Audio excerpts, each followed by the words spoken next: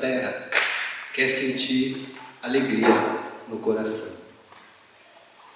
Todo ser humano anseia pela mesma coisa. Quer sentir alegria no coração. Estamos sendo provocados a ampliar a nossa percepção, para encontrarmos maneiras objetivas de encontrar essa alegria. Passamos por um momento crítico no nosso planeta, momento que exige que nos libertemos de um sistema de crenças, e essa desconstrução provoca estrondos como esse, nos faz muitas vezes confusos e desamparados, porque nos vemos sem referências, mas estamos nesse momento tendo aqui uma rara oportunidade de estudarmos com carinho o que estamos fazendo com as nossas escolhas, com as nossas decisões, com o poder que nos foi dado. Se através dos nossos pensamentos, palavras, sentimentos e ações estamos construindo um bom destino, se estamos pavimentando o caminho que possibilita a experiência dessa alegria, ou se estamos nos distanciando, se estamos fazendo o contrário, se estamos criando mais sofrimento para as nossas vidas, através desse poder que nos foi dado, que é o pensamento, que se transforma em palavras, em sentimentos e ações. Construímos o nosso destino através de pensamentos, palavras, sentimentos e ações. Até bem pouco tempo atrás, isso era considerado um discurso místico. Ensinamento transmitido por yogis dos Himalaias, por mestres budistas. Mas hoje a física quântica explica matematicamente o quanto que você é co-criador da sua realidade. E que se você não se dedicar com afinco a um processo honesto de autoconhecimento, de autoinvestigação, você estará fadado a se ver num lugar desagradável, que você muitas vezes odeia, e é obrigado a chamar isso de destino, é obrigado a chamar isso de sina, porque você não ainda percebe-se criando esta realidade através dos seus pensamentos, das suas palavras, dos seus sentimentos, das suas ações. Nós, enquanto humanidade, estamos sendo exigidos, estamos sendo provocados a nos autorresponsabilizarmos pelas nossas escolhas, pelas nossas decisões, porque estamos vendo aonde que estamos sendo levados. Estamos sendo levados para um lugar de sofrimento. Nós estamos vendo o que está acontecendo com a nossa política, com a nossa economia, com o nosso sistema educacional, com a nossa saúde em todos os sentidos, porque o ego humano ele está adoecido, ele está próximo da que na psiquiatria é conhecido como psicose. O ego humano está insano, fora de controle. E está construindo um círculo vicioso de sadomasoquismo. Estamos, nesse momento, ao mesmo tempo, podendo perceber que estamos nesse lugar. Então, estamos sendo levados a rever as nossas escolhas e as nossas decisões. Até bem pouco tempo atrás, não tínhamos maturidade psicológica para assumirmos essa responsabilidade. Então ainda estávamos viciados na ideia de que somos uma vítima indefesa da maldade alheia e viciados no jogo de acusação. Claro que isso ainda perdura e a grande maioria ainda vibra nessa consciência, mas cada vez mais surgem pessoas percebendo que não faz sentido continuar procurando um culpado para a sua infelicidade. Cada vez mais surgem pessoas em condições de perceber que ela está aonde se coloca. E aí começa então uma revolução de consciência. Aí começa um processo de transformação, uma reforma íntima, que se relaciona muito profundamente com aquilo que estamos fazendo no mundo. Eu considero que o sucesso desse livro, Propósito, a coragem de ser quem somos, é porque ele toca na ferida. Ele toca no ponto central. Para quem é que eu acordo de manhã? Para quem? Para quem eu estou entregando o meu poder? As minhas habilidades, a minha inteligência, meu repertório, a serviço do quê? Através desse meu fazer no mundo, eu estou me tornando uma pessoa realizada? E quando eu falo de realização, não me refiro necessariamente a acúmulo de bens, não falo necessariamente de acúmulo de dinheiro, mas eu falo de felicidade, de estar feliz por estar fazendo o outro feliz, de estar feliz por estar fazendo o outro feliz, de estar indo dormir tranquilo, sereno, porque você durante o dia foi um canal do amor, foi um canal do bem, foi um canal da luz para fazer o outro brilhar, para fazer o outro feliz. E não estou falando de uma moral religiosa, não estou falando de um condicionamento religioso onde você é obrigado a ser bom, a fazer o bem. Eu estou falando de uma consciência altruísta mesmo, uma consciência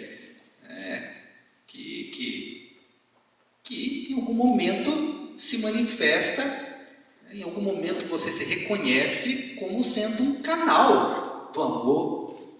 E é quando você pode, então, ser o canal desse amor desinteressado, é que você experimenta essa alegria, você experimenta esse conforto, você experimenta essa paz, essa calma interior. Então eu considero que estejamos vivendo um trânsito do egoísmo para o autêntico altruísmo. E a base, ou o instrumento que possibilita essa transição é a consciência do propósito. Porque quando você de fato se torna consciente do propósito e coloca os seus dons e talentos a serviço do bem, você se sente encaixado no mundo, você sente alegria de acordar de manhã, você entra no trilho da expansão da consciência, da expansão do espírito, da expansão das suas capacidades cognitivas, da sua inteligência, do melhor que há em você. Você se coloca a serviço da elevação dos valores sociais, a serviço da evolução da consciência humana. O propósito é um programa de realização, da alma,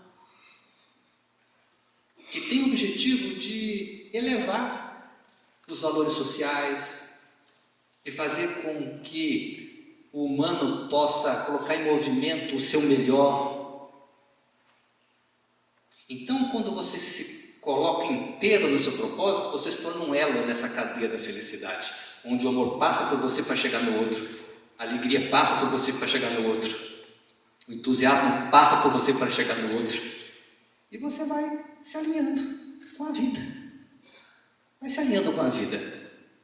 Serviço. Serviço é isso que eu estou chamando de autêntico altruísmo. É quando você pode acordar o amor em todas as suas dimensões. É o resgate da compaixão que se esvaziou nesse mundo e por isso chegamos nesse estado crítico que nos encontramos. Quando a compaixão se esvazia, surge a injustiça. O que sustenta a justiça, a ação correta, é o amor, é a compaixão. E é o serviço é o amor em movimento. O propósito é o amor em movimento. Então, na medida em que você vai saindo com o propósito, o amor vai acordando cada vez mais, em todas as suas dimensões. E quando eu falo de amor, às vezes, alguns não compreendem, porque a palavra se corrompeu, se tornou vazia de significado. Eu falo, te amo, eu não estou sentindo nada muitas vezes. Né? Não eu falo sentindo. Às vezes você fala sem sentir. Quando eu falo te amo mesmo. Mas se tornou comum você dizer, eu te amo e não estou sentindo nada. Mas amor é esse poder que emana de você, essa fragrância do ser, que quer ver o outro feliz, quer ver o outro brilhar. Que se expressa também como gratidão, que se expressa também como perdão, que se expressa também como compaixão, que se expressa também como cooperação, como gentileza, como solidariedade. É isso que nós estamos acordando através da consciência do propósito. Mas, para acordar esse amor, se faz necessário se libertar do desamor que te habita. E daí o trabalho interior, tão profundo e às vezes tão austero. O amor é a essência da vida, é a fragrância do ser. O que você faz é desaprender a odiar. Desaprender a odiar, porque você aprendeu a odiar. A criança nasce amando, como ela nasce também consciente do propósito. No mínimo, ela tem notícias do propósito. Mas com o tempo ela vai recebendo uma série de aquisições de fora. Ela aprende a ter ciúmes, ela aprende a sentir inveja, ela aprende a ser insegura, ela aprende a ter medo, ela aprende a odiar. E o nosso sistema tem reproduzido isso. Ignorância tem procriado ignorância. Mas eu sinto que chegou o momento de uma mudança. Chegou o momento de rompermos com esse círculo vicioso que eu tenho chamado de sadomasoquismo, porque desenvolvemos prazer no sofrimento, prazer em machucar e ser machucado, e é por isso que o mal persiste nesse mundo, porque temos prazer nele. Difícil de compreender isso, mas eu lhe provo matematicamente que o que faz você cair repetidamente no mesmo buraco é porque você tem prazer no buraco. Não sei se no buraco em si, mas em alguns elementos desse buraco. Acabamos vinculando a nossa energia vital ao sofrimento. Tanto que tem pessoas que só têm prazer quando é rejeitado ou quando rejeita. Tem pessoas que só conseguem experimentar algum tipo de prazer numa situação negativa. E o nosso grande desafio é descondicionar isso. É conseguir mudar esse programa que está instalado na mente. A boa notícia é que é possível. É possível. É possível você se desidentificar do sofrimento. E é possível você se identificar com a luz, na forma da alegria, na forma das coisas boas. É possível. Dá trabalho. Dá trabalho. Dá trabalho. Mas é possível. Eu considero que esse estudo do porquê nascemos, do para que nascemos, do para que acordar de manhã, é o início desse processo de libertação do sofrimento. É uma maneira de começar a se afinar com os códigos divinos da bem-aventurança, da compaixão, da sabedoria, que traz harmonia, que traz justiça, que traz verdade, que traz equilíbrio para as suas vidas. Então, eu considero que fui muito feliz ao fazer o download, dessa mensagem, nesse momento, nesse ciclo do tempo, que estamos atravessando, porque é a mensagem que as pessoas precisam ouvir. Então percebemos que cada vez mais surgem pessoas compreendendo que não faz sentido trabalhar só por dinheiro. Não é mais isso. Não é mais trabalhar só pela sobrevivência. Embora tenham muitos que ainda precisam trabalhar só pela sobrevivência. Mas cada vez mais surgem pessoas compreendendo que não é só isso. A vida precisa de um sentido, de um significado. Isso não é uma fantasia. Não é uma fantasia mística. Eu tenho uma missão.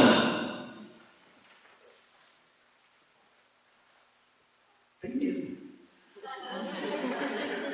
Tem mesmo. Você está sendo chamado para ela. Está sendo chamado para tomar consciência da sua missão. Enquanto uma alma aqui ocupa esse corpo. Você pode interpretar isso da maneira como você quiser. O que é uma alma? É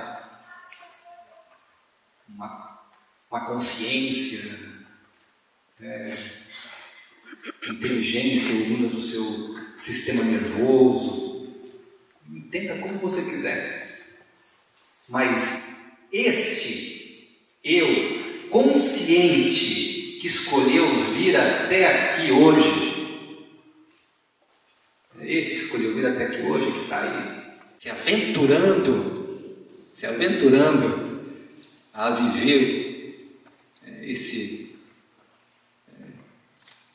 experimento, é ele que precisa realmente se tornar consciente do porquê ele veio e do para que ele veio.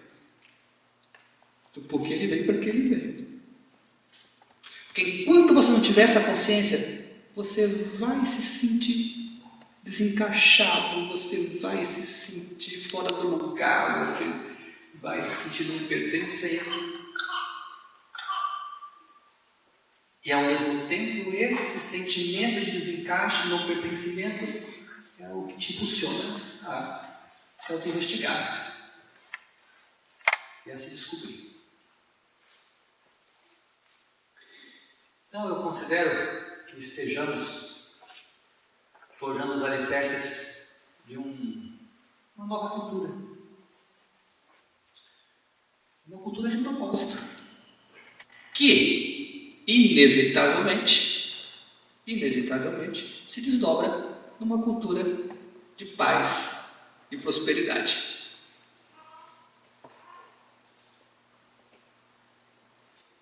Porque quando você está no seu lugar, quando a Rosa não quer ser a Margarida, não tem por que brigar, né? Não tem por que brigar. Não tem por que querer o que é do outro, porque se você está consciente de estar no seu lugar, para que brigar com o outro? Para que disputar? Para que competir?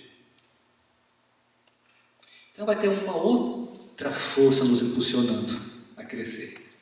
Não mais a competição, mas sim a cooperação. Não mais a competição, e sim a cooperação.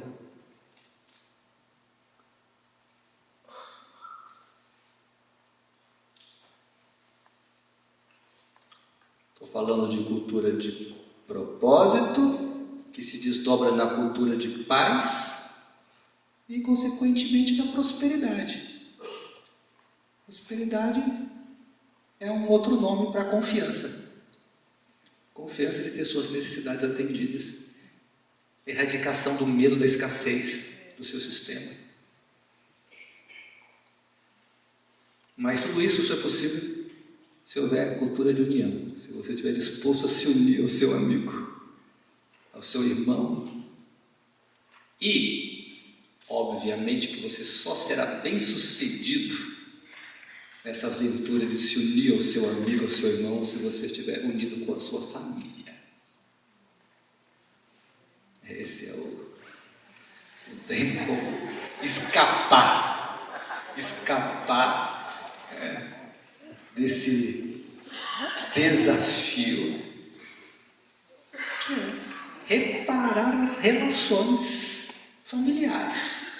Não tem como você ascender espiritualmente ou chegar no ápice da evolução que é possível para você carregando mágoas, ressentimentos, carregando contas abertas com o passado. Não é possível. Porque se o propósito significa dar passagem para um amor altruísta, que obviamente significa ver o outro feliz, mas se você carrega mágoas e ressentimentos, você não vai querer ver o outro feliz, então você está amarrado. Percebe que a conta não fecha? Para fechar essa conta, você tem que se harmonizar com a sua família, porque senão você vai projetar as suas mazelas no outro, e ele vai continuar andando em círculos. Então, eu sinto que esse é o momento da reunião da família, da pequena família, que possibilita a reunião da família humana. É assim que eu vejo a propagação da cultura do propósito. Queria começar te perguntando qual o seu propósito. Ótimo, excelente pergunta. O meu propósito é despertar a consciência do propósito no maior número de pessoas possível. Tá, mas o que a gente vai ganhar no momento que o maior número de pessoas estiverem com esse propósito, né, aberto aí, se descobrirem? O fim da guerra. O fim da guerra nossa de cada dia. Então, quando eu era muito pequeno, algo me inquietava. O que me inquietava era o sofrimento que eu via nas pessoas, inclusive nas pessoas bem próximas a mim, os meus familiares. Eu era uma criança que me sentia perturbado. Por que as pessoas brigam tanto? Por que as pessoas brigam tanto? Isso dentro da sua própria família? Dentro da minha própria família. E isso foi acordando em mim uma percepção do sofrimento do ser humano. As disputas, as competições, na guerra. E eu compreendi ali que o meu objetivo ou o meu propósito era tentar minimizar isso, minimizar esse sofrimento, encontrar as razões, encontrar soluções para isso. E aí, com o tempo, conforme eu fui amadurecendo, eu fui aprendendo um pouco mais sobre mim mesmo e sobre a mecânica do ego e a mecânica da mente, foi que eu pude compreender então que esse sofrimento estava muito relacionado com essa inconsciência a respeito do propósito, né? E que se eu pudesse então colaborar com o despertar dessa consciência, eu estaria também então trabalhando para eliminar o sofrimento, eliminar essa guerra da vida das pessoas. Entendi, mas foi descobrir o seu propósito depois dos 30 anos, né? Sim. Não foi uma coisa automática, assim, né? Não. Que você estava claro para você que seu caminho era aquele desde cedo. Não. O meu propósito foi se revelando, né? Se revelou depois que eu completei um ciclo de treinamento dentro desse meu caminho espiritual, e esse propósito foi se desdobrando, e ele continua se desdobrando.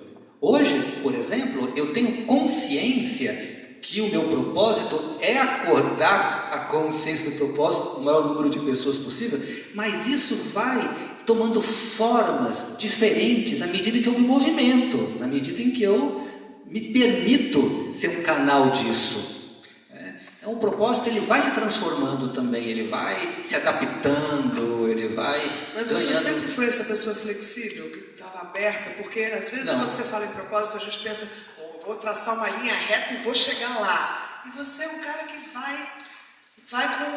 vai no fluido, né? Sou água, né? Me sinto como um rio, né? E exatamente isso, não existe essa rigidez, né? Eu tenho algo claro na minha mente, eu vou para aquela direção, eu tenho as coordenadas que eu coloquei aqui no GPS, mas de repente o GPS me leva para um lugar onde eu vou experienciar algumas coisas e eu preciso modificar as coordenadas muitas vezes. Eu acho que isso acontece muito na vida da gente, né? Quando a gente se vê numa situação que não inesperada, né? Que foge ao que você estava planejando. E nesse momento o que eu percebo é que muitas vezes as pessoas ou ficam panicadas e querem desistir e ficam imobilizadas com medo. O que você fala para essas pessoas nesses momentos onde desanda o caldo, sabe? Aquela que a gente está indo bem, aí de repente você vai para um outro lugar, e aí?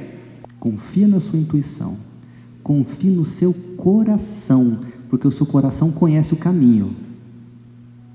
Por mais que o seu coração te leve às vezes para lugares desafiadores, mas compreenda que aquele desafio é uma purificação. Às vezes a intuição te leva para um lugar de purificação, onde você precisa às vezes lidar com questões difíceis, embaraçosas, doloridas, mas você sai dali melhor. Então nós estamos tocando num ponto que é um ponto que eu considero bastante pertinente, mas delicado e complexo, que é essa questão de seguir a intuição, porque nós somos condicionados a seguir a razão, né? E muitos não conhecem, né, essa voz do silêncio, essa voz do coração, que eu estou chamando de intuição. Isso, aí você deu dica, a voz do silêncio, porque tudo bem, a gente não sabe como fazer, mas então tem uma receita de bolo aí, tem uma prática, tem algo que possa nos aproximar desse universo fluido, sutil, intuitivo. Dá uma dica. É o cultivo do silêncio, né? Eu digo que o cultivo do silêncio é a fase 0 do processo de autoconhecimento, de autoinvestigação. Você inicia esse processo, né, de reforma interior através da prática do cultivo do silêncio, que tem um eixo, que é a autoobservação. que é você poder dedicar alguns minutos do seu dia para ficar quietinho consigo mesmo.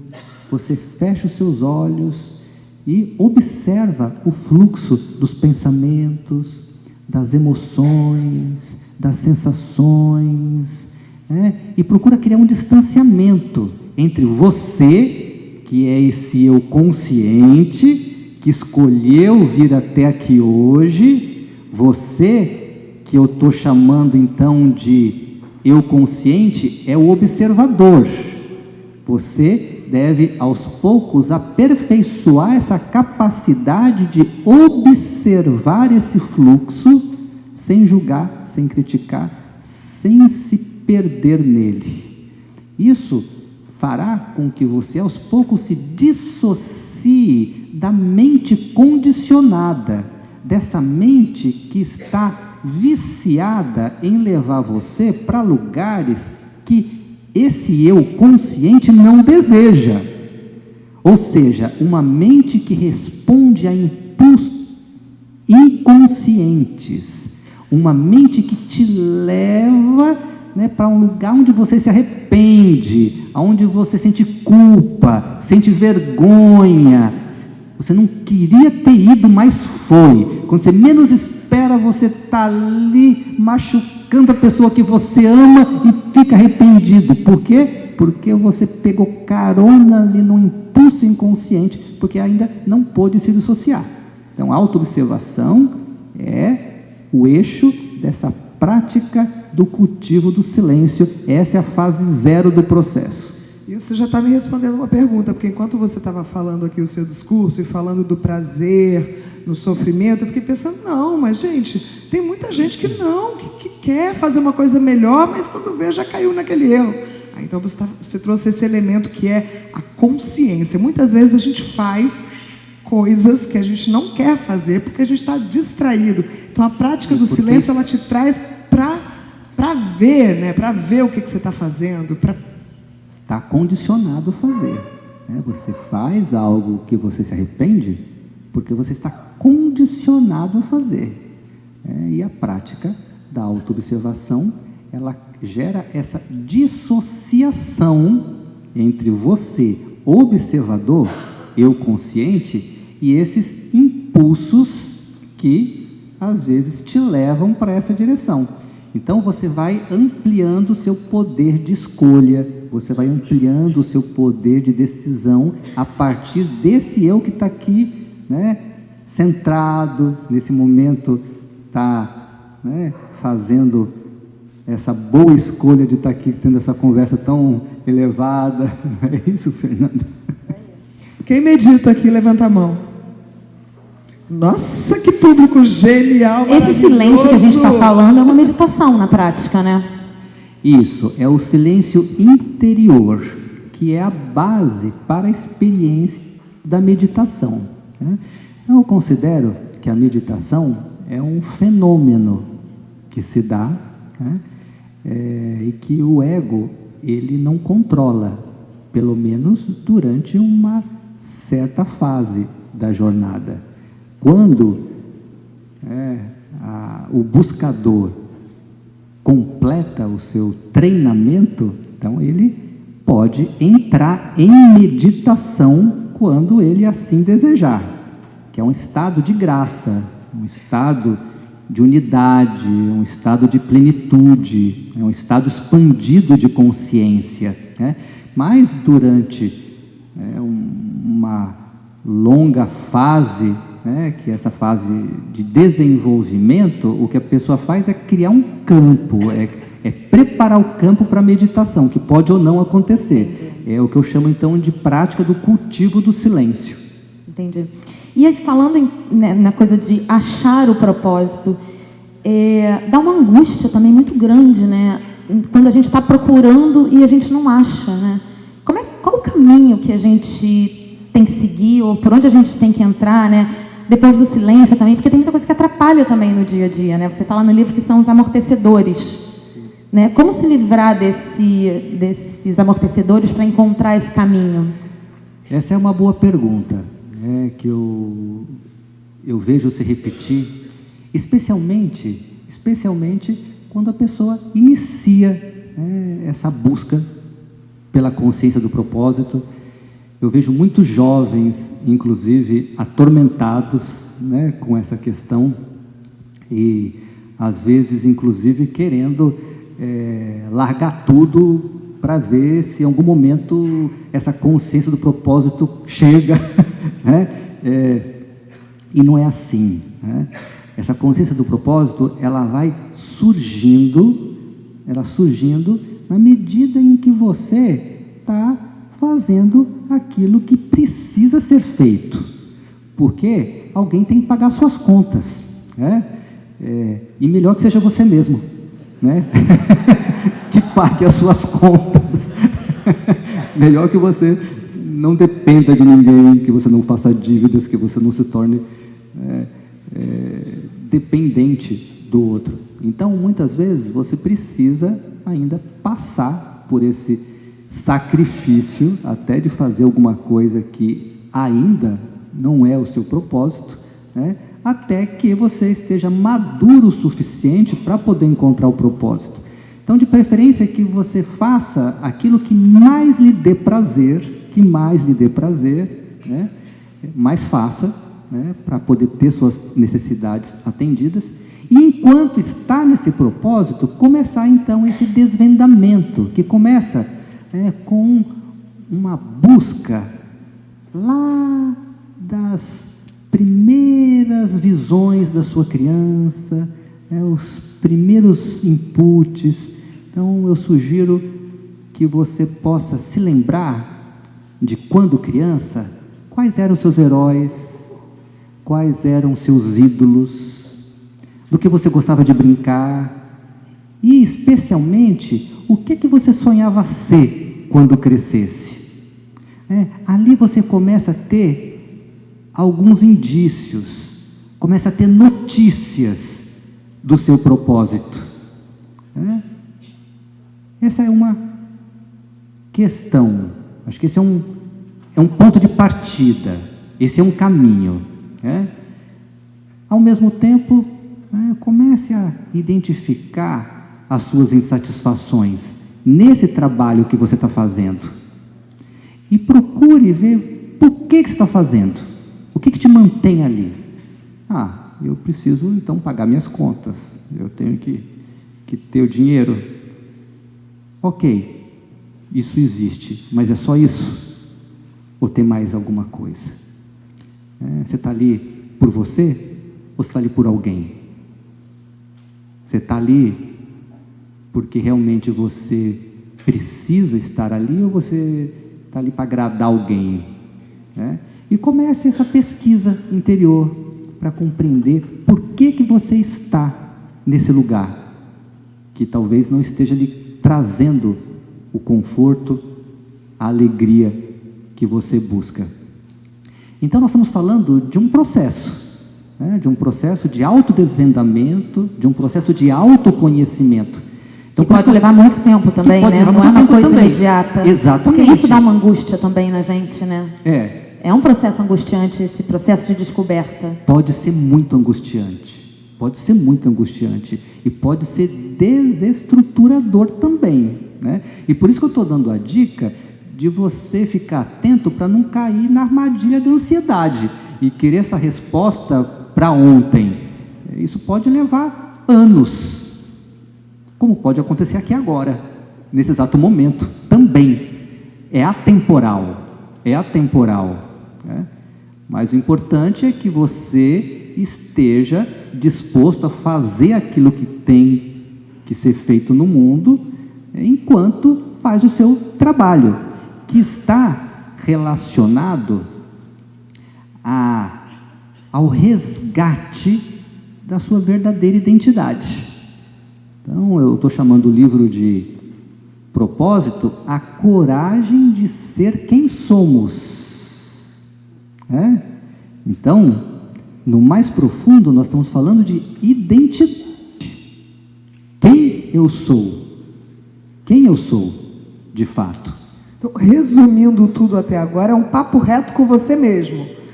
Você chega para tudo E aí, né, É um vamos papo parar com reto blá blá com você blá, mesmo. né, com a historinha, porque a gente conta historinha para os outros primeiro, para aparecer bem na foto, né? Quem não gosta de estar bem na foto, e com a gente mesmo, a gente conta muita historinha, né? A questão é, quem sou eu? Quem é você? Quem é você? Quem é você? Quem é você? Porque essa verdadeira identidade, ela acaba se perdendo em algum momento da vida.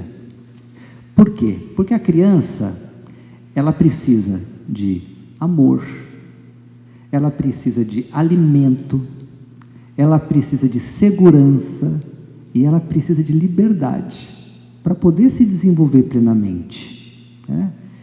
E, muitas vezes, para poder receber isso, ela tem que ceder algumas chantagens, né? Porque muitas vezes os pais dão isso que a criança precisa, se a criança fizer de acordo com aquilo que eles esperam. Dão não, trocam, né? Exatamente, é uma troca. Eu te dou desde que você atenda às minhas expectativas.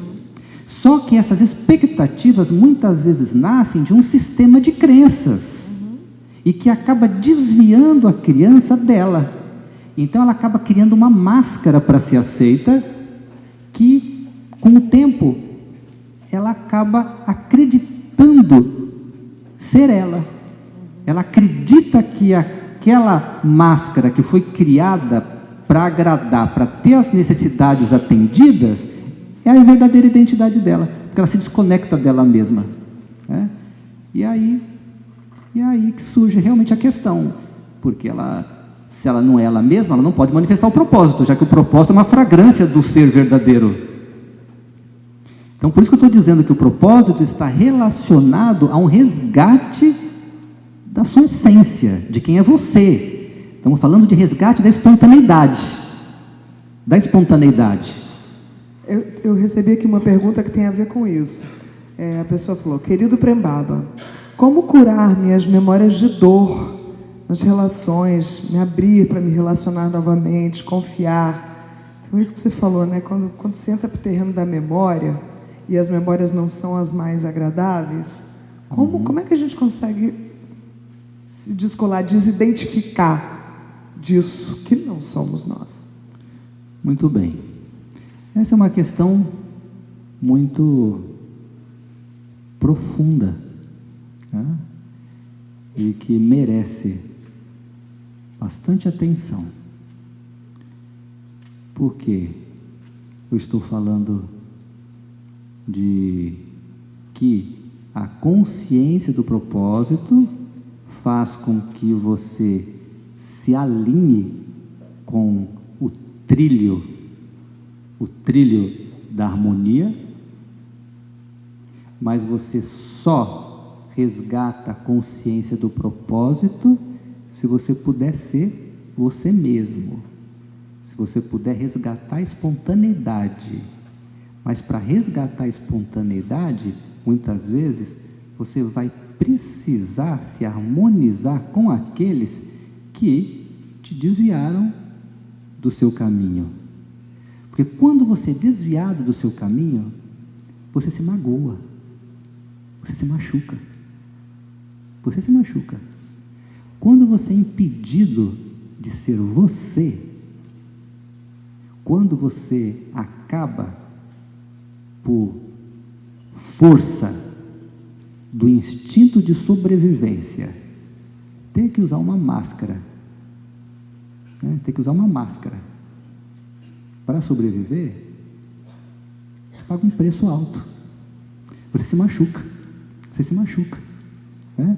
E aí nesse momento você vai precisar lidar com essas dores, e você vai precisar então primeiro acolher essas dores, reconhecer essas dores, até que você possa crescer em compreensão, para que através da compreensão você possa iluminar o perdão. O perdão, ele é um fruto da compreensão daquela aquela situação de vida na qual você acabou fazendo parte, onde você precisou sofrer choques de humilhação, de exclusão, de rejeição, de desamparo, né? É por isso que eu estou dizendo que na base dessa cultura de propósito está a cultura de união, está a necessidade de reparar relações, está a necessidade de você se harmonizar com a sua família, porque é onde surgem essas feridas e é onde você se distancia do propósito, né? Se você se sente distante do seu propósito, muito longe, e você se sente longe porque você se sente desencaixado, se sente não pertencendo, não sente alegria de acordar de manhã, vá atrás, e você vai encontrar dores no seu sistema, e você vai encontrar contas abertas com o passado, e contas que talvez você tenha realmente anestesiado, tenha, né, colocado debaixo do tapete, usando amortecedores, usando vícios, para não sentir. Por quê? Porque dói. Então, primeiro você tem que ter coragem de tirar os amortecedores e sentir essa dor. Você vai ter que passar por isso. Você vai ter que aprender a lidar com frustração. É por isso que o processo é desafiador e pode ter seu tempo. Porque você tem que aprender a sentir frustração, a aceitar que talvez você tenha sido abusado mesmo, talvez você tenha sido humilhado mesmo, talvez você tenha tido maus pais mesmo, ao mesmo tempo que eles eram bons, eles eram maus. E você vai ter que aceitar essa condição humana. E tem uma parte sua que não aceita. Tem uma parte sua brigada com isso. Não aceita que a vida seja assim. Tem uma parte sua que sente vergonha às vezes. É uma parte de você que você botou de lado porque você tem vergonha. Quem passou por choque de humilhação? Que você tenta esconder, não quer que ninguém veja. Você não quer. Você mesmo tem vergonha de você, você não quer que você mesmo veja. Quanto mais o outro. E é claro que ficar escondendo isso de você gera perturbações. Tira seu sono. Claro que gera ansiedade descontrolada, claro que gera muitas vezes pânico, gera depressão, gera uma série de sintomas terríveis. Então, é fundamental acolher essa dor, aceitar e chorar o que tiver que chorar. A dor a gente consegue acolher, mas e a raiva? E a raiva tem que ser sentida também. Porque é melhor ter raiva ou usar a máscara, ser bonzinho? Mais vale uma raiva verdadeira do que um sorriso falso.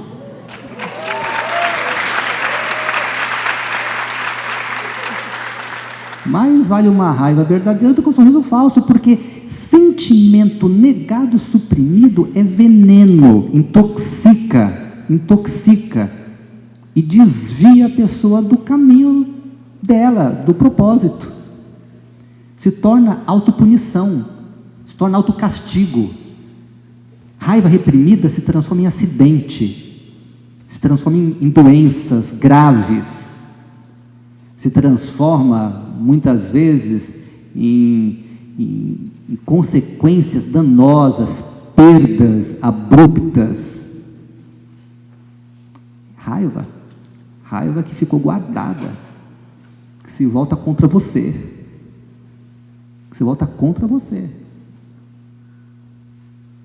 E aí você é assaltado, você bate o carro, e aí você fica doente e não sabe por quê, e aí você fica achando que você é uma vítima indefesa das influências nefastas do espaço sideral.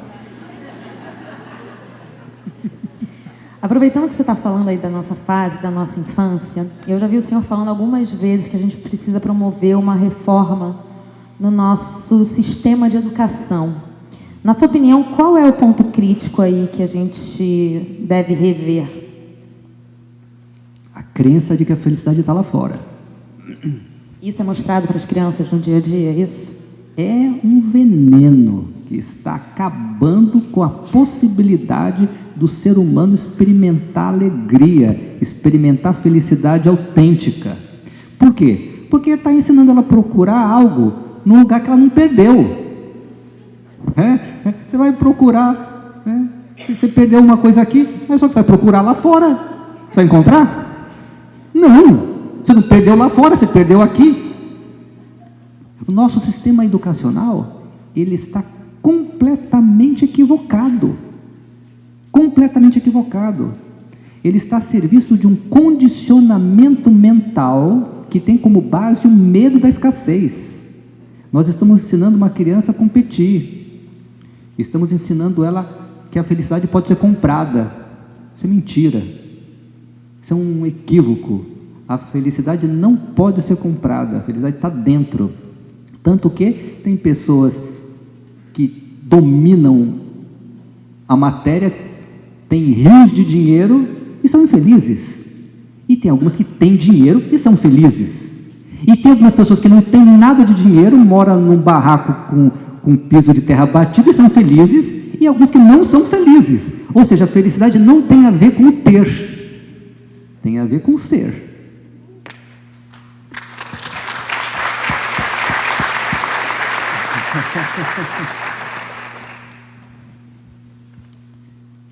É isso. Então eu sinto que o sistema educacional, ele precisa dessa renovação. Eu sinto que tem alguns avanços a caminho, nessa Pode reforma. falar algum exemplo? Por exemplo, nessa reforma do currículo básico, da Base Nacional Comum, está sendo inserido o desenvolvimento de habilidades socioemocionais.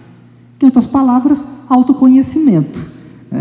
Eu não sei até que ponto que os educadores estão conscientes disso, e nem do que isso significa. Mas você tem um projeto que você realiza nesse sentido, não tem? O Escola de Paz. Estou dando o meu melhor. Eu estou dando o meu melhor no momento para enriquecer o sistema tradicional com o conhecimento que visa ensinar a criança a dominar sua mente, gerenciar a emoção, aprender desde cedo sobre valores humanos, aprender desde cedo a lidar com essas dores, a lidar com esses sentimentos oriundos dessas dores, ensinar mediação de conflitos, ensinar a lidar com o dinheiro de uma forma sábia, de uma forma Mas isso saudável. seria um pouco também a religião, porque muitos colégios têm isso no currículo, mas tem uma diferença aí entre religião e espiritualidade, Totalmente, totalmente. Tem religiões que até são espirituais, mas tem religiões que são absolutamente anti-espirituais, a ponto de desenvolver a ideia de que o meu Deus é melhor do que o seu, de que a minha verdade é mais pura, mais santa que a sua, ou seja, usa o nome de Deus para gerar guerra, para gerar divisão, para gerar separação. Isso não é espiritualidade. A espiritualidade hoje ela está surgindo inclusive fora das estruturas religiosas, cada vez mais. Pode até surgir também dentro de algumas estruturas religiosas, mas não necessariamente, porque espiritualidade tem a ver com percepção, tem a ver com uma visão objetiva da realidade, que inclui união, que inclui olhar para o outro além desse sistema de crenças. Quem é você além desse sistema de crenças? Muitas vezes a religião é um obstáculo para a espiritualidade. Então eu estou falando de espiritualidade, não estou falando de religião. E como é importante botar isso nas escolas, até para a gente chegar naquele ponto que você falou, mais vale uma raiva verdadeira do que um sorriso falso. Um sorriso falso. Mas é delicado falar isso para a criança também, para não despejar. Vem cá, não vai, entendeu? Você tem que ajudar também a pessoa a conseguir lidar com as suas emoções de uma forma amorosa, construtiva também. Mas esse desafio não está na mão somente dos educadores, mas sim dos pais. E os pais, eu sinto que precisam se preparar melhor para ter filhos, porque nós temos colocado crianças no mundo de uma forma muito inconsciente, movidos por crenças, por crenças, né? Movido por crenças que advêm da cultura, que advêm da religião, que advêm, né, até da própria biologia, né, da própria ciência, que a mulher precisa ter filho, e etc. Não sei se precisa ter filho, sinceramente, nesse momento não sei. Né? Não sei, nós temos 7 bilhões de pessoas nesse planeta já. E o planeta é sustentável com 2. O planeta é sustentável com 2, nós somos em 7 bilhões. Né? E segundo as estatísticas, bem próximos seremos em 12. Por conta desse processo. Né? Então eu sinto que consciência. Quem em mim quer ter um filho? Né? Por quê? Para quê? É o que eu tenho para oferecer. E eu sinto que esse processo de uma nova educação começa na concepção. Você tem que querer estar disposto, né, E a educar o filho. Exatamente, exatamente. Então, isso que eu estou chamando de nova educação não tem a ver necessariamente com aquilo que está sendo ensinado nas escolas. Porque dominar números, dominar matéria, a matéria que eu falo é matéria, né? Altura, largura, profundidade, não significa necessariamente, né, educação.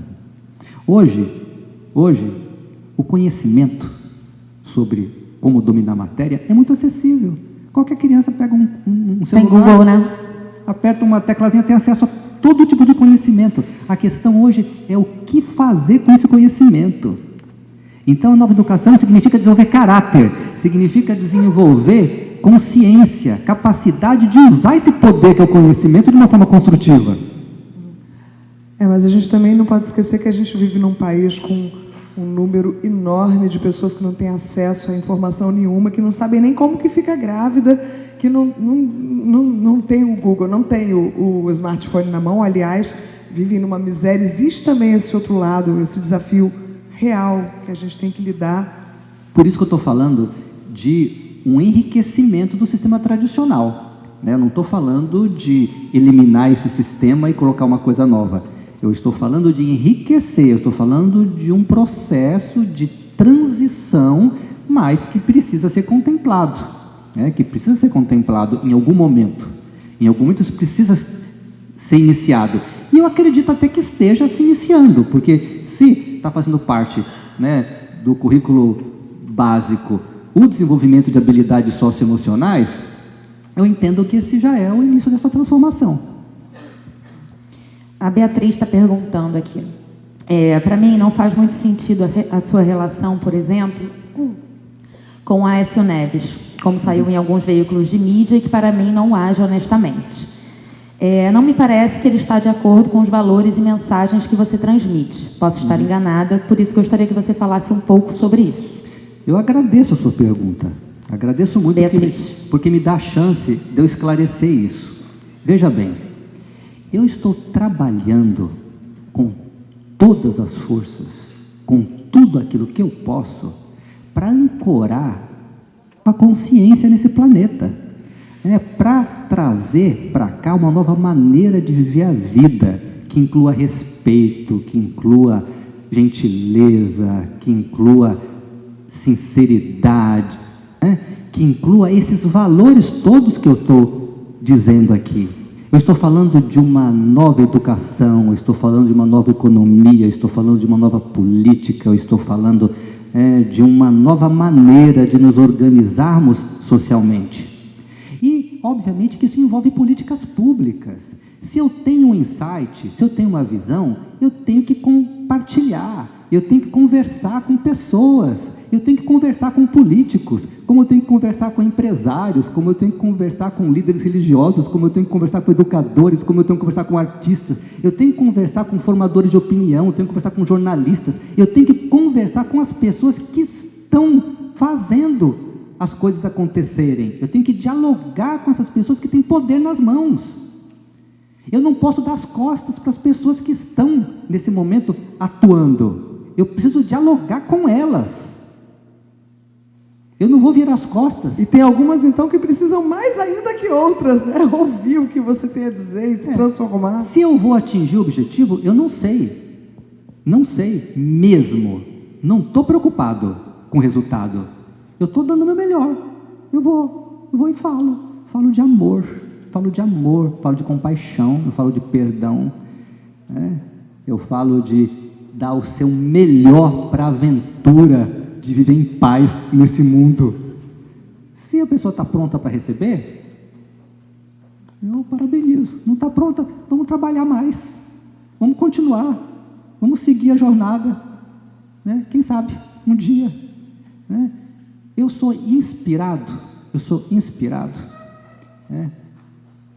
por uma passagem, né, que está na Bíblia cristã, embora tenha uma influência grande, né, do hinduísmo, também do budismo, mas também do cristianismo, né? E a passagem do cristianismo que me influencia tremendamente é quando Jesus estava sendo crucificado, né, e sendo severamente torturado. Ele diz: Pai, perdoa-lhes, porque eles não sabem o que fazem, né? Então, se Jesus existiu ou não existiu, isso é o que menos interessa, né? Se isso aconteceu ou não aconteceu, é o que menos interessa. Eu estou falando de um símbolo que aciona um princípio da consciência, que é você acolher a todos, que é você servir a todos, mesmo aqueles que em algum momento estão atuando negativamente e que não cabe a mim julgar, porque tanta coisa acontece nesse mundo que eu não sei o que é verdade e o que é mentira, né? Especialmente nesse mundo da política, o que é verdade e o que é mentira, sei lá, não sei, porque são tantas conversas, tanta mentira, eu não sei, sinceramente eu não sei, eu não olho para isso. Então você vem aqui para mim, eu não estou olhando para a sua condição social, não estou olhando para a sua escolaridade, não estou olhando para a cor da sua pele, eu não estou olhando nem mesmo se você é homem, se você é mulher, quanto mais seu partido político ou seu time de futebol, ou a sua religião, isso não me importa. Eu olho para a sua alma, né? E o quanto que eu posso fazer para você despertar. É isso.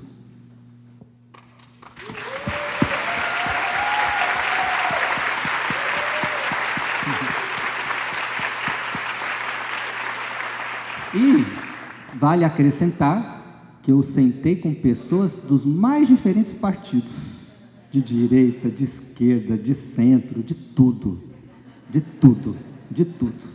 Sentei com corintiano, com palmeirense, com flamenguista, com vascaísta, sentei com católico, com judeu, com espírita, com candomblé, com rico, com pobre, com todo mundo eu sento, todo mundo mesmo. Isso para mim é casca, é a casca, superfície. Eu não importo para a sua casca, eu quero ver quem está aí dentro. E se tem aí realmente alguma chance, né, de ouvir o que eu estou dizendo.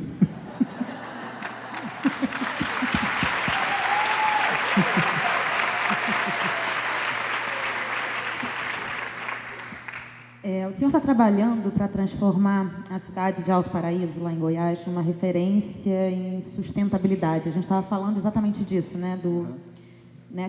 Da quantidade de gente que tem e de como a gente está tratando o planeta. Hoje mesmo a Unesco lançou uma campanha que ela fala: não temos planeta B, né? Como se não tivéssemos plano B. É só um o nosso planeta, né? Eu queria saber como é que o senhor pretende fazer isso na cidade de Alto Paraíso e o que a gente pode pegar daí também para o restante do país, né? Tá.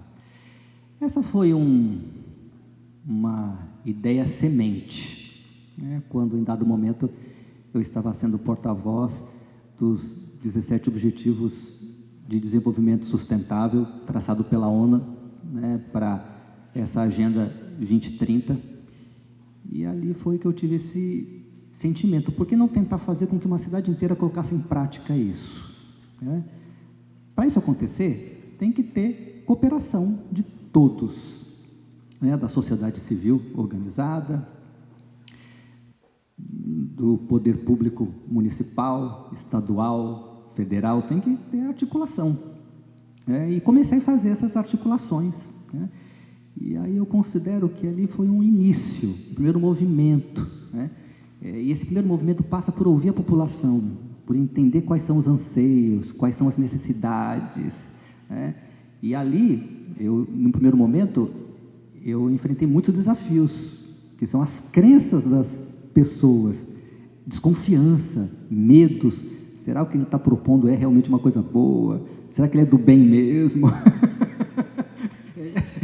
Essa desconfiança, ela é terrível e absolutamente compreensível, né? Porque, afinal de contas, né, no mundo que vivemos, não é tão fácil confiar que alguém esteja realmente querendo te ajudar sem querer nada em troca, né? Então, acho que esse foi o primeiro desafio, né, a ser desvendado, ser atravessado, e conseguimos fazer um bom diagnóstico das necessidades, né? Então, muitas iniciativas já estão em movimento, né? Já estão acontecendo. São várias iniciativas que vocês montaram em conjunto, é isso? Em conjunto, várias áreas foi traçado um plano, né, de atuação que envolve basicamente o governo do estado e o governo municipal, né, e a atuação da sociedade civil, né, organizada, que está fazendo ali também a sua parte.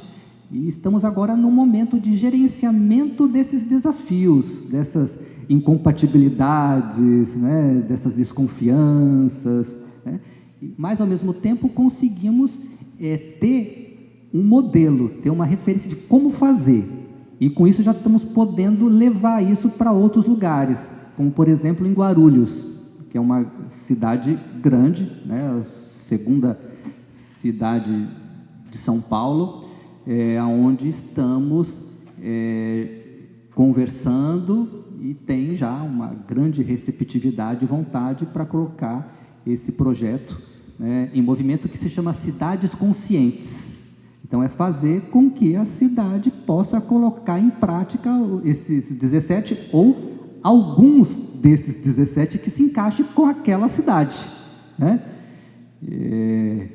É um trabalho de cooperação, é um trabalho de união, é um trabalho que envolve muito diálogo, muitas conversas, especialmente entender qual que é a necessidade da cidade, qual que é o propósito da cidade. A cidade também tem propósito. Tem então. propósito. E quando é que vem para o Rio, a propósito? Qual que é a cidade do propósito? Não, quando vem para o Rio o projeto? Ah, quando vem? Menina, não sei. Já temos a Weekend Love House, que está fazendo, trabalhando energeticamente, né, com mantras, e essa semana até vai ter, né? Alguém aqui tem a informação para dar direito? Acho que sexta-feira por vai enquanto, ter. o que a gente está fazendo no Rio de Janeiro é criar uma esfera, né, de reflexão, né, através da prática da meditação, ou seja, do cultivo do silêncio, que prepara o espaço para a meditação, né? Então, tem a prática de cantos, né, devocionais, que são mantras, que eu trabalho com essa herança que vem do universo do yoga, né, que são repetições de palavras de poder, que tem, né, esse objetivo de abrir caminhos para essa expansão da consciência, né? E temos também aí alguns trabalhos de autoconhecimento também acontecendo, né?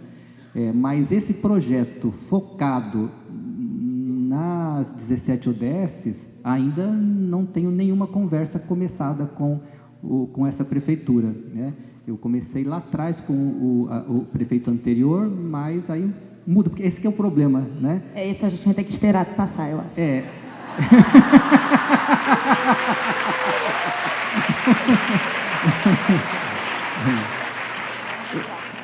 Esse é um problema que acontece, porque começa uma história com um prefeito, aí ele sai, aí entra outro, é complicado. Por isso tem que conversar com vários, né? Demanda, né? Conversar, demanda. E eu acho que só se resolve mudando o sistema, porque tem algumas coisas para mudar quando muda o prefeito, né?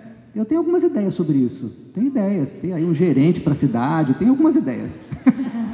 E para a galera toda, então, as ideias, lógico que ele já falou aqui todas, mas também existe um ponto de encontro para quem está sentindo que já está podendo se colocar a serviço e entrar nessa união energética para sustentar o Rio de Janeiro energeticamente, para que daqui a pouco, né, os passos mais concretos possam ser dados. Vou só fazer o convite que sexta-feira tem Awaken Mantras, lá na Casa 7 em Ipanema, 7h30 da noite.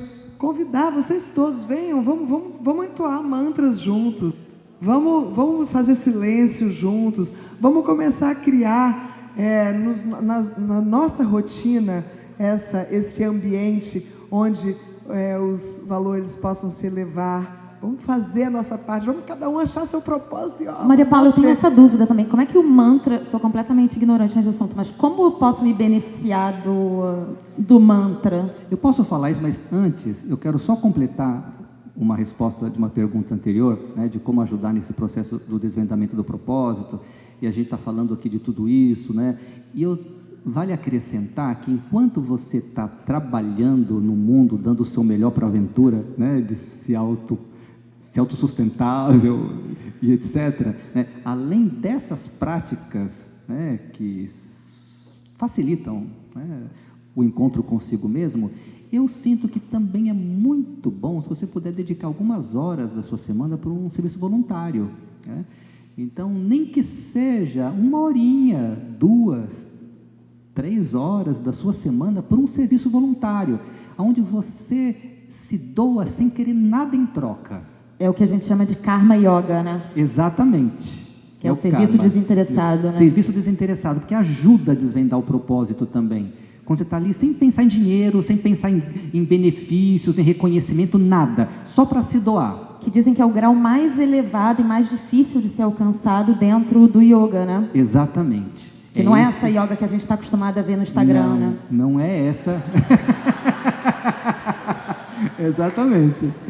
Que o yoga conhecido no Ocidente é um yoga físico, né? Que está focado na saúde, na qualidade de vida, mas tem um yoga que é espiritual, tem um yoga que está relacionado a esse desenvolvimento do altruísmo que faz com que cada conjunto de ações seja uma oração ao Supremo, né?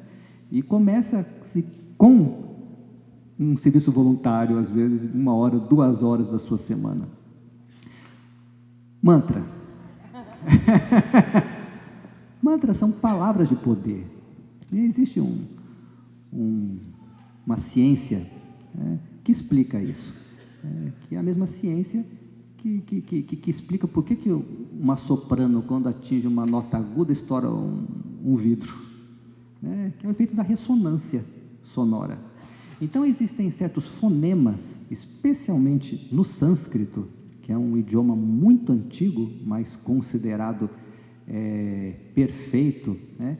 Quando vocalizado corretamente, ele age sobre o seu sistema nervoso, sobre o seu sistema endócrino e provoca esse fenômeno da ressonância, né? Então abre portas, gera estados modificados de consciência, né? Ele possibilita acesso a dimensões interiores que normalmente você não tem acesso, né? Isso é um efeito do mantra, como se fosse um transe, assim, né? Independentemente de você ter qualquer entendimento do significado das palavras. Estou falando de efeito físico. Isso é físico, né? Quando você se permite conhecer o significado das palavras, aí aquelas palavras se transformam numa oração. Né? Então, por exemplo, né, uma que a gente costuma cantar bastante, né, que é o Prabhuapa Jago, Paramatma Jago, Meresarve Jago, Sarvatra Jago, significa amor, ou Deus, porque nesse universo Deus é amor e amor é Deus, né? Acorde em mim, acorde em todos e em todos os lugares, ilumine o jogo da alegria. É uma oração. Isso é um exemplo. Acabou o tempo. Oh. Só uma perguntinha, você acredita em Deus? Você falou de Deus agora, peguei isso no ar. Que pergunta, hein? Para finalizar rapidamente. Exatamente. O que é Deus, né? O que é Deus? Quem é Deus para você? Eu acho que é o universo, não sei. Eu também não sei responder essa pergunta, na verdade. Eu acredito no amor. Deus é amor, então? Deus é amor. Deus é amor. E esse amor, ele é inteligente. É uma inteligência criadora que se manifesta em tudo e em todos. Que está em cima, está embaixo, está dos lados, está dentro. Age através de cada um de nós e faz os nossos olhos se abrirem, faz a nossa boca se mexer e faz estar aqui com você hoje. Estou aqui por amor, só por amor, só por amor, só por amor. Ai, gratidão por tanto amor. E que cada um de vocês que está aqui também possa ser esse canal do amor despertado por esse ser maravilhoso. Gratidão, Bárbara. Agradeço pela oportunidade, agradeço, Fernanda, por esse momento tão auspicioso, Maria Paula, Veja Rio, Cidade das Artes, a equipe do Awaken Love, a minha editora Sextante, por estar articulando esses encontros e essa expansão desse conhecimento que nos leva à consciência do propósito. Então, meu amado amigo,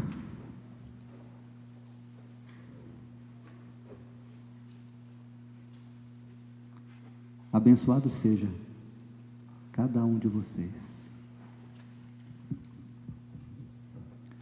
Que você seja feliz. Que a existência possa suprir todas as suas necessidades. Que você possa se realizar no amor, na verdade e no propósito.